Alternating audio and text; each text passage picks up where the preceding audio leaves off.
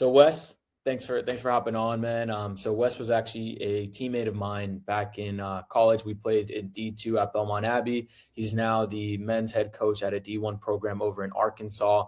So pretty awesome stuff. Wes played goalkeeper, and he had his fair share of concussions. I'm sure he could tell you Yeah. firsthand.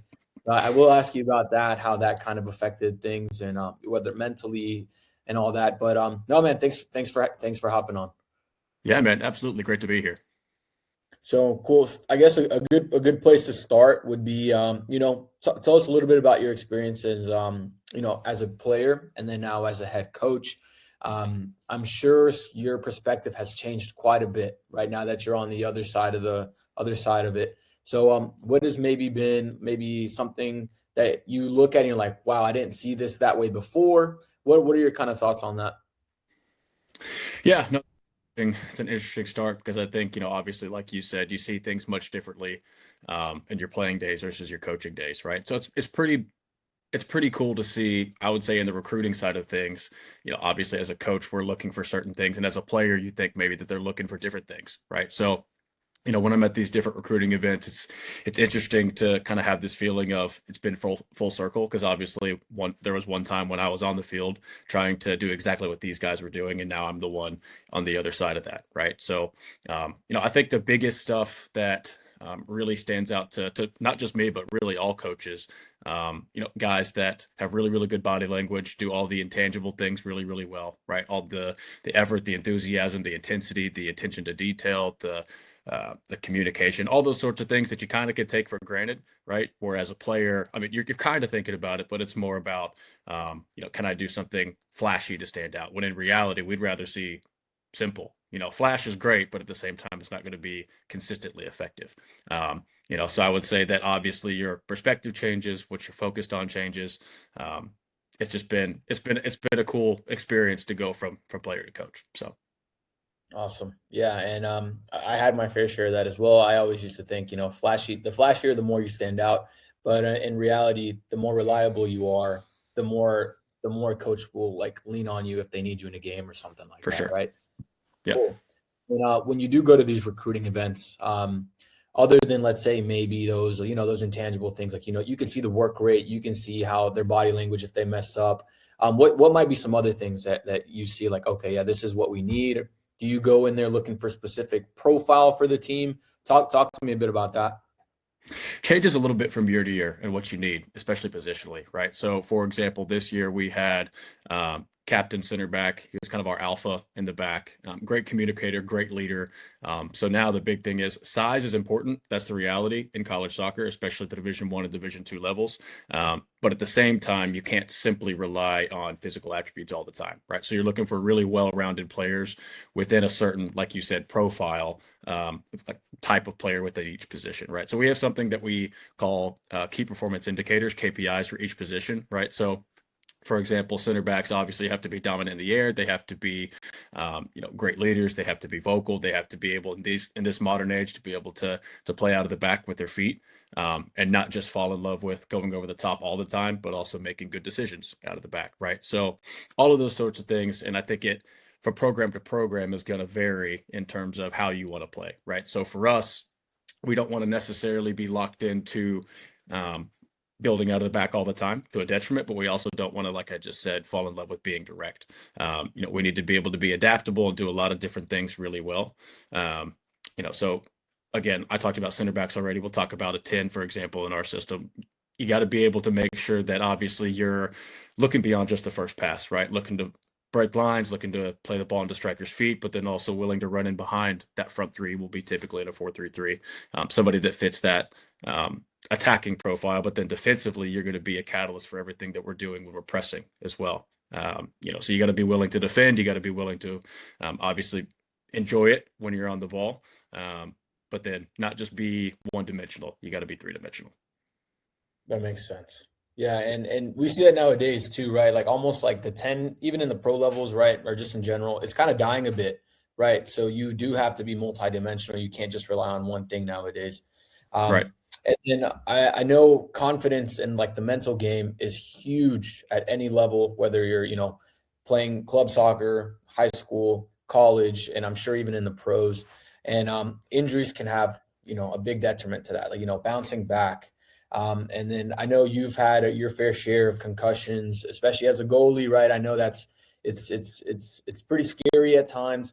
So what would you say, what was your experience, either coming back from injury, trying to get back into that right, like, mental framework?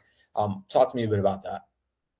It is tough. It is tough. We've got a couple of guys right now actually that have come in and in day one potentially done some damage to themselves.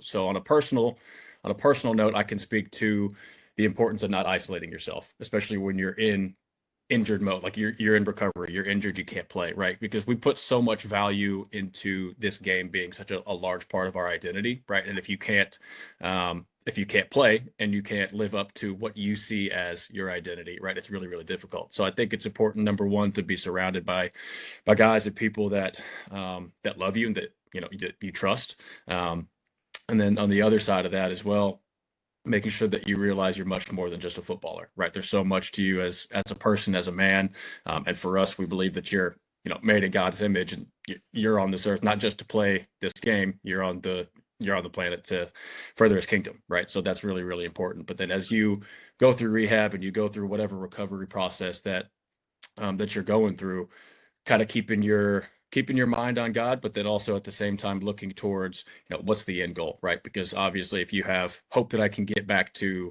um, you know, being the player that I was before, that's going to drive you through each day when it hurts, when it's tough, when it's difficult, when you're tired, whatever it may be, and see those recovery sessions as training, because in reality, you're retraining your body to get back to where you were before, right? So, um, for me on a personal level as well, I ended up not getting to use my fifth season because I redshirted my freshman year as a player, which on the outside looks like it really sucks, which it does to an extent, right? But at the same time, that jump started my coaching career because thankfully I was able to um, be almost a player coach and a captain kind of all in one that year from the sideline, which again, mentally taxing, but at the same time, if you dive all into that role, it could definitely have a positive impact. So one door closes, one opens. People say it all the time, but at the same time, it's very, very true. So you have to make sure that you're taking the positive side of everything. Yeah, and it's definitely how God works, right? Like we're so dead set on something sometimes, and He obviously has the perfect plan for us. And then in your case, it brought you to this amazing position that you're in now. You're a head coach of a D1 program. That's awesome. Like I think that alone is a good testament for everybody to kind of look at. We're more than soccer players, right? And now you're influencing the next generation. So I think that's awesome, man. I really do. Yeah, appreciate it. And touching on that, you did mention like trying not to isolate yourself. I know firsthand like it can be kind of an isolating game, if you will, right? If you're not right mentally, maybe there's bad performances, maybe you're not getting the playing time you deserve. What would you say to those athletes, those soccer players that are maybe struggling with that piece right now? They're not getting the time they think they deserve or that they want, or maybe they're not making the impact that they want to make. What would you say to those soccer players? It's a great question. I think it's a great question coming from you specifically, considering your journey when you were a player, right? So I think it's so easy these days, especially with the transfer portal and the way college soccer works, to just jump ship when you feel like it's not going your way, right? And I think there's value in that to an extent where maybe it's not a perfect situation for you. Maybe you need to get closer to home for something. Like obviously there are reasons to transfer, of course, right? But I also think that there's a lot of value in either learning behind somebody on a depth chart for a couple of years, or even if you feel like you deserve these minutes, deserve whatever it is, a starting role. If you don't get it, prove a freaking point, right? The coaches, I can speak to this now at this point as well. We want you to prove us wrong, right? So for me, it's I know that there are some difficult decisions that have to be made in terms of where to put guys, what roles to play them in, how many minutes to play them, who's starting, not those sort of things. You're never going to please everybody. I think players also have to realize the coaches are going to do what they think is best for the program. Don't necessarily take it personally. Maybe there are some personal vendettas out there in some programs, but I would say 90% of the time it's more about coaches thinking that they really are making the best decision for the team, whether they are, right? So if you're not getting you're getting 5 to 10, make the best out of those 5 to 10. Empty the tank for 5 to 10, right? And maybe go get 15 and 20 and go play for a half, and now you're a starter. You know what I'm saying? So when your moment got to be ready to seize it.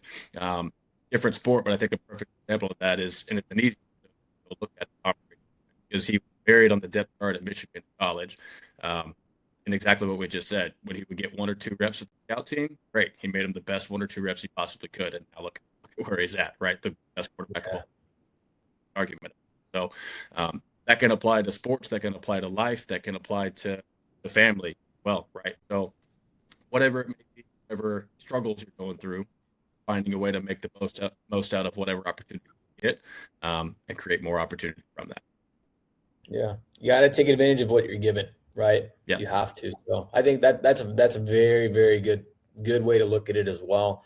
And if you could say, Wes, like now that you're on the coaching side of things, I'm sure you get tons of emails, like players reaching out. I'm sure you get highlight tapes.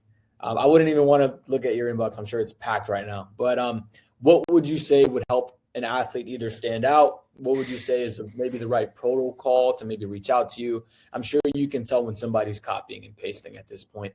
But what advice would you give them when it comes to reaching out to coaches? That's a great question. Yeah. So, I mean, I think the big thing is obviously all the things that you're always told, right? In terms of you got to have a highlight tape. You got to make sure that you personalize your email to an extent. Completely on board with copying and pasting most of these. But at the same time, on the front end, make sure you spell names right. Make sure you spell the school right.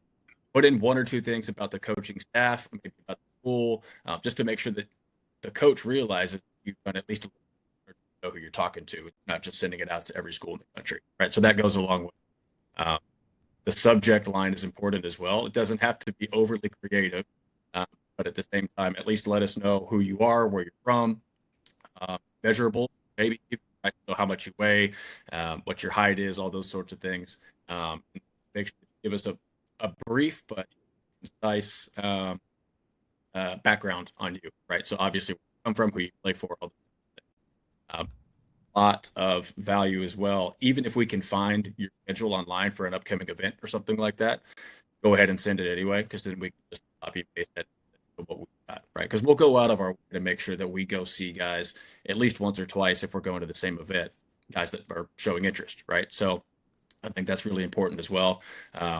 Those highlight tapes, make sure they're not longer than 5 minutes, because in reality, like you said, you got 1,000 guys to go look at every week, right? So making sure that we don't have to sit through a 10-minute video. Obviously, we want to see you play, but at the same time, we've got to get to. So 3 to 5 minutes, kind of that sweet spot. Yeah, I would say that's the big stuff. Yeah. Okay. Cool. So that's a lot of information that they can use whenever it comes to reaching out to coaches, which is I'm sure it's going to be very helpful. I never even knew what to do, if I'm being honest. I was just emailing blindly. So if there's one thing that I wish I could go back is have a little bit more guidance when it comes to how to properly reach out. Yeah, I would also say following up is important, right? Because if we miss you, not on purpose, sometimes stuff goes to spam, whatever it may be. I would say that after a week or 2, if you haven't heard back, just reply exactly to where it brings the email back up. It just brings it back to the top of our inbox. Don't do it 4 or 5 times. Maybe do it because sometimes we just miss it.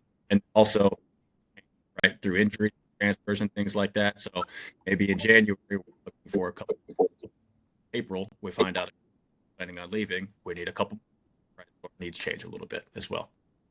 Okay, cool. Yeah. And if you had to give, a soccer player that really wants to play in college, whether it's D1, D2, you've played in D2 and now you're coaching D1. Is there anything that like remarkably stands out between the 2 levels, or what would you say? Like, somebody who's dead set, I only want to play D1. I don't want to play anything else. What would you say to maybe a soccer player like that? Yeah, well, to clarify, Washington, we're D2 actually. So I have coached the division. Okay, yeah. But definitely have been. I was at Queens, who's now Division 1. Yeah. Evansville as well, really good Division 1 program. So I think the number thing pace of play is just a touch higher at the Division 1 level. I think guys that transfer from D2s to D1s, it takes them a little bit of time to acclimate. And then honestly, the physicality side as well. D2 is very, very physical, but I think Division 1 couples physical aspect with the technical aspect and the pace of play.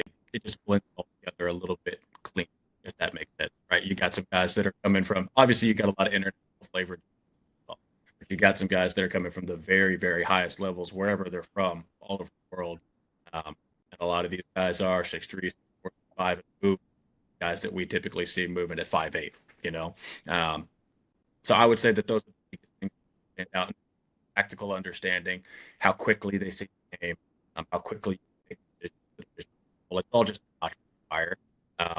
But then again, you got some of the top divisions absolutely compete with most up into the middle third of the division. Certainly win those games night in and night out. But I think when you see some of the results of spring games when we were in college, you remember how good Pfeiffer was before they went. Yeah. Won a national title, went and played Clemson here in the spring. I think we won the game, if you were with us at that point. But man, it was an incredible game, and they had the lead until I think the last 5 minutes as well, right? So consistency is definitely higher than, but again, it's a narrower gap. Mm-hmm. Yeah. Okay. And if there was one more like piece of advice, just anybody rising up the ranks in general, right? In terms of improvement, either mental, like what's one piece of advice you wish you might have heard while you were going through that process? Yeah. I'm going to use an old John Keating adage. Fitness is freedom. And that's very, very real, because I found out very quickly my freshman year because I was at Queens my first year before transferring over to Belmont Abbey for my last 3.5, 4 years. I came into college overweight, at least in terms of what an elite college athlete should look like, right? So I used that first year, and it changed my life, right? Missing my first travel roster at Queens taught me, hey, I have to change my eating habits, I have to change my training habits, I have to train, my mental discipline, all these sorts of things, right? So, you get fit, you change your habits, and then once you get into the game, what that looks like is, you don't necessarily have to think about being tired in the 95th minute when you're chasing a goal. It's now I'm making decisions based on what's happening around me. I'm not breathing as hard. I got more oxygen in my brain to make those types of decisions. So it seems simple, but in reality, not having to think about fatigue allows you to do so many other things that are important for success, right? So, yeah, man, fitness is freedom. That's funny. I still do like individual and group style coaching, and now I'm doing some online coaching as well. I tell everybody the same thing. I used to like look back and be like, yeah, whatever, fitness is freedom, but it's couldn't be further from the truth. Like you have that extra set of lungs at the end of the game, you can make that difference whenever everybody else is tired. So Yep. it's not only that, but it's also mentally. Whenever you're fatigued, you're thinking about how tired I am and not thinking about the game. So Exactly. that's a huge piece of advice. I'm glad you said that. I'm really glad you said that. Yeah. But yeah, Wes, well, dude, thank you so much. I just wanted to, pick your brain, and I know whoever's going to be watching this, soccer player, whether they're wanting to play in college or they just want to improve in general, I'm sure they can take a lot of the information you just said and apply it immediately and start to see some improvement. So yeah, man, I just want to say thank you. So appreciate your time. Appreciate you reaching out. Great to catch up with you again. And yeah, come down in Charlotte. Let's get connected. Yeah, I'm so down, man. Let me know when you're in town and we'll get something going on.